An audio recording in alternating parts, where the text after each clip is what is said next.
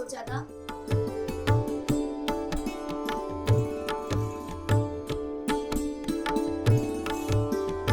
मैं, मेरी सिस्टर, हम सब रोज रात को बैठ के हर एक स्टोन को जोड़ रहे हैं, किसको कहाँ फिट करना है।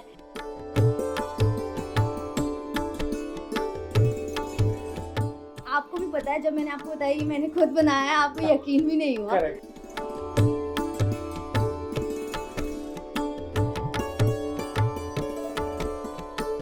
तो एक्चुअली मेरे मांगने से पहले ही ये मुझे सब कुछ दे देते।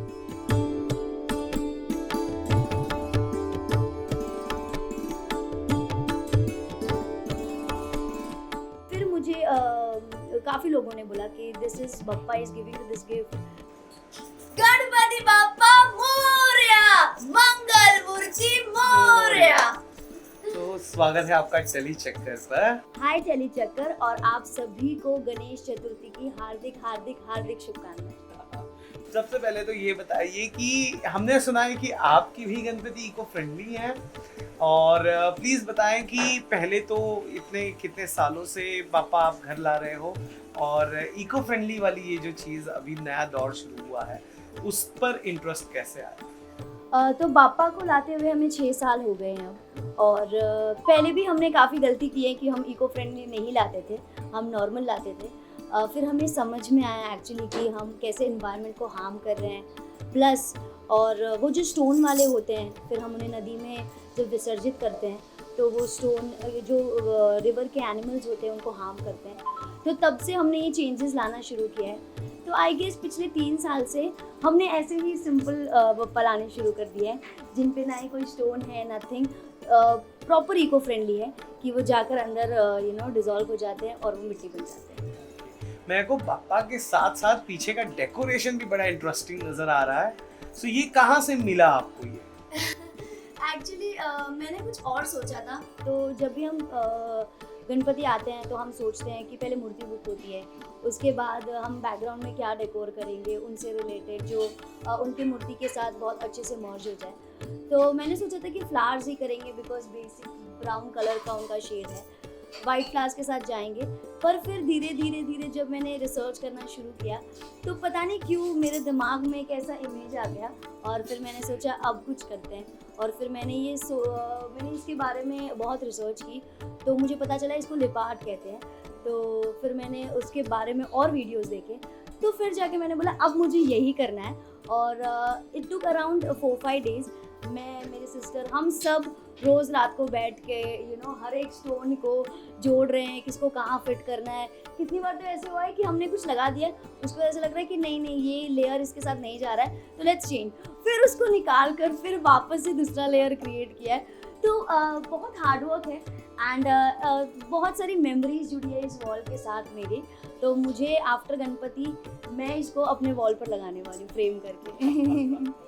मैं एक और चीज देखा कि आपने कुछ स्पेशल तरीके से मोदक बनाए हुए हैं। I just got to know. दिखाती हूँ मैं आपको स्पेशल मोदक। तो ये है मेरे स्पेशल मोदक, और आपको भी पता है, जब मैंने आपको बताया कि मैंने खुद बनाया है, आपको यकीन भी नहीं हुआ। क्योंकि ये रेड वेलवेट मोदक। तो मैंने बोला बप्पा उनको वही बेसन के मोदक, वही कौन से और जो डिफरेंट मोदक होते हैं, वो कब तक वही खाएंगे यार। अभी हम 2023 में आ गए, तो उनको भी कुछ अपडेट चाहिए। तो मैंने इसलिए ये रेड वेलवेट बनाए हैं, जो कि अंदर से चॉकलेट फिलिंग है। तो अगर आप खाओगे तो अंदर आपको यमी सा चॉकलेट, तो बच्चे और बड़े दोनों ही खुश रहेंगे इसको खाकर।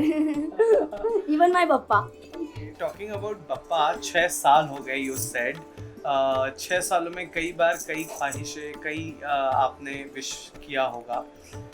किस हद तक वो कंप्लीट हुआ है, और कोई ऐसा इमोशनल मोमेंट जो आप शेयर करना चाहें मेरे पापा? एक्चुअली ऐसा कोई विश मैंने कभी नहीं किया इनसे, क्योंकि ही इज़ माई ब्रदर। क्योंकि मैं हर साल इन्हें राखी बांधती हूँ, तो मुझे लगता है कि ही नोज़ एवरीथिंग कि मुझे कब क्या चाहिए।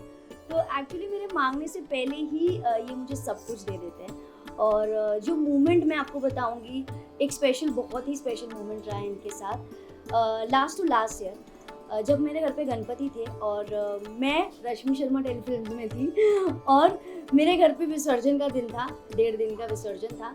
और मैं उसी दौरान घर पे नहीं आ पा रही थी क्योंकि मैं वहाँ कॉन्ट्रैक्ट साइन कर रही थी साथ निभाना साथिया का। तो वो एक बहुत ही अमेजिंग मोमेंट था कि एक दिल में ऐसा था कि मैं इनको अलविदा नहीं कह पा रही हूँ क्योंकि मैं इनसे बहुत क्लोज हूँ। मैं इनको मिल नहीं पा रही हूँ, आखिरी बार मैं अलविदा नहीं कह पा रही हूँ। तो वो एक I was very emotional, I was in a tearful eye कि मैं उनको नहीं मिल पा रही हूँ। मैं वहाँ पे भी सबको बोल रही थी कि वट एवर, मुझे जाना है जाना है। फिर मुझे काफ़ी लोगों ने बोला कि this is Bappa is giving you this gift, तुम उसकी रिस्पेक्ट करो। बप्पा के Bappa is there with you every day within your family, मतलब in your house and in you, तो just focus on your work and do it. तो फिर मैंने वो अपना सारा प्रोसेस ख़त्म किया, वहाँ पे एग्रीमेंट साइन की और फिर बप्पा मेरे आने तक तो घर पे नहीं थे, but obviously I always thank him because he is always there with me. और वो हमेशा बिना मांगे मुझे बहुत कुछ दे देते हैं जो मैं सोचती भी नहीं हूँ कि मुझे ये चाहिए लाइफ में। सो या अब जाते जाते हम ये जानना चाहेंगे, क्योंकि आज इस साल 2023 में आपने इको फ्रेंडली पापा को घर पर लाया, फैंस को क्या कहना चाहेंगे थ्रू दिल्ली चक्कर related to nature, environment and the celebrations as well? See, celebration is very important and when it comes to Ganesh Chaturthi and Ganpati बापा तो हम धूम धमाका करते हैं, ढोल नगाड़े बजाते हैं, डांस करते हैं, बहुत सारी मिठाई खाते हैं, बहुत सारी हम साथ में मेमोरी शेयर करते हैं।